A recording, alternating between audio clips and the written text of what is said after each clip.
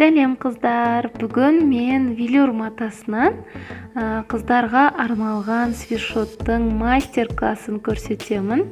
Бізге ең алдымен выкройка керек болады. Мен шкатулка сайтынан алдым. Сайттың ссылкасын описанияға қалдырамын. Сосын бізге мата қажет. Мен қалыңдау велюр матасынан тігемін. Және бұл мата түкті мата болғандықтан біз ең алдымен түктің бағытын анықтап аламыз. Мінекей жоғары қарай бағыттағанда түктеріміз жоғары көтеріліп жатыр.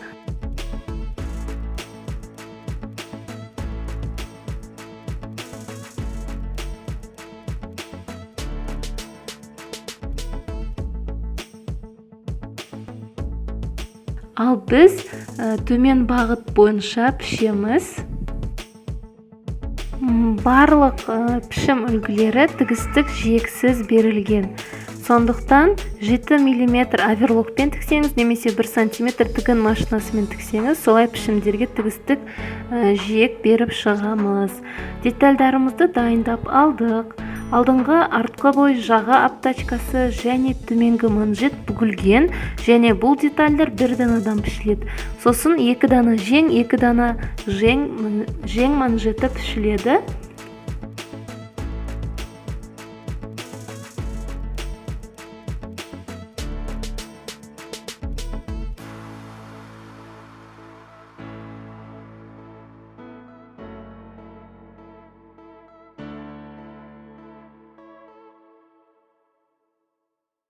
Бой мен алдыңғы бойды оң жақтарын беттестіріп, иықтарды қосып тігіп шығамыз.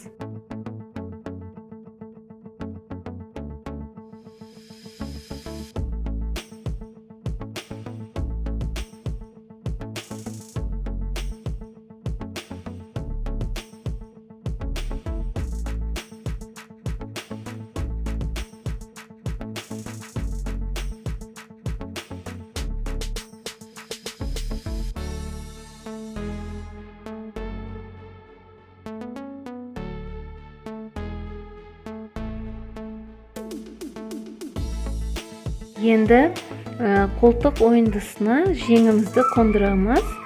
Оң жақтарын беттестіріп аламыз. Жеңді қолтық ойындыға қосар алдында бақылау белгілерімізді бірінші сәйкестендіріп аламыз. Немесе булавкамен қосып алсақ та болады.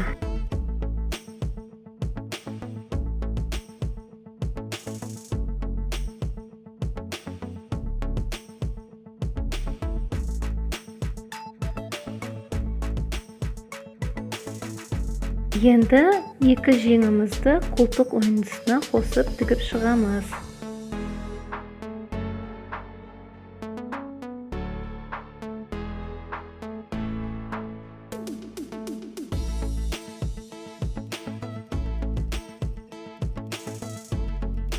Мінекей тігіп алдық. Сосын жан тігістерді қосып шығамыз.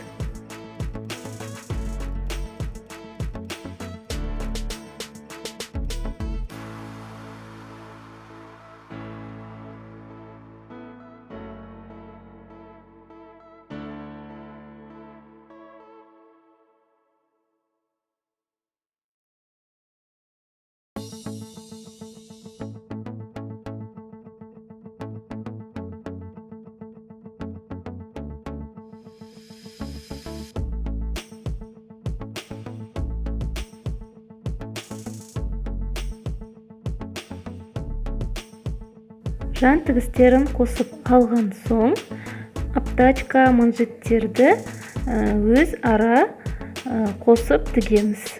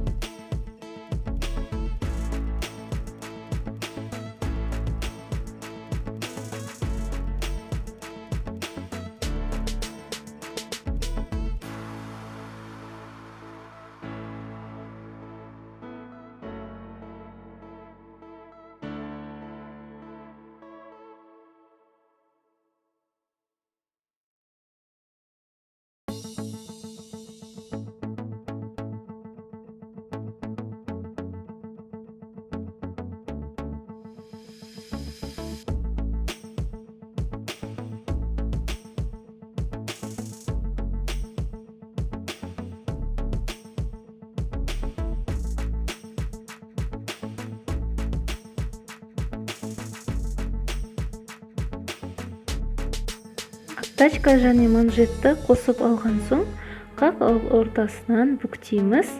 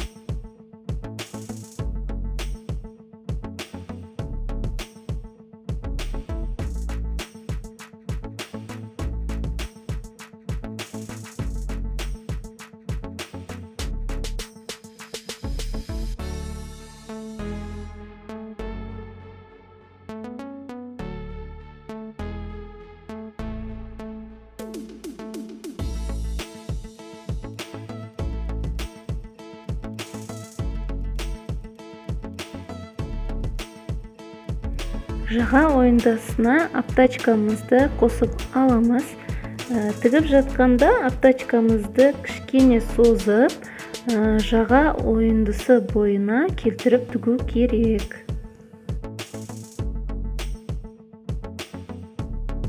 Дәл осылай жеңнің манжетін және төменгі манжетті тігіп шығамыз.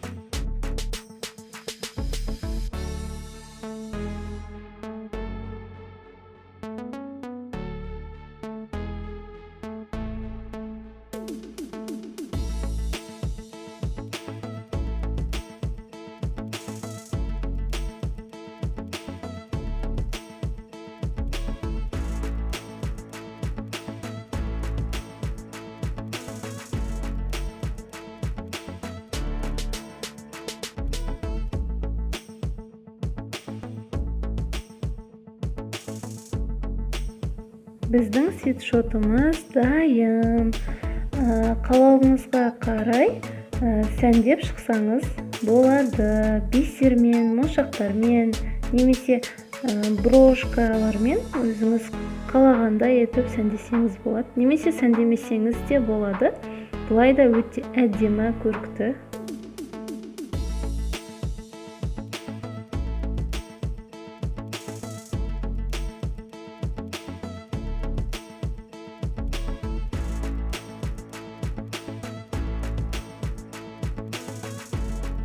Мінекей свитшот толығымен дайын. Сіздер де мастер-класстың көмегімен тігіп көріңіздер. Каналға жазылуды ұмытпаңыздар. Лайк басыңыздар. Түсінбеген жерлеріңізді комментарийға жазыңыздар. Сау, аман болыңыздар. Назарларыңызға рахмет.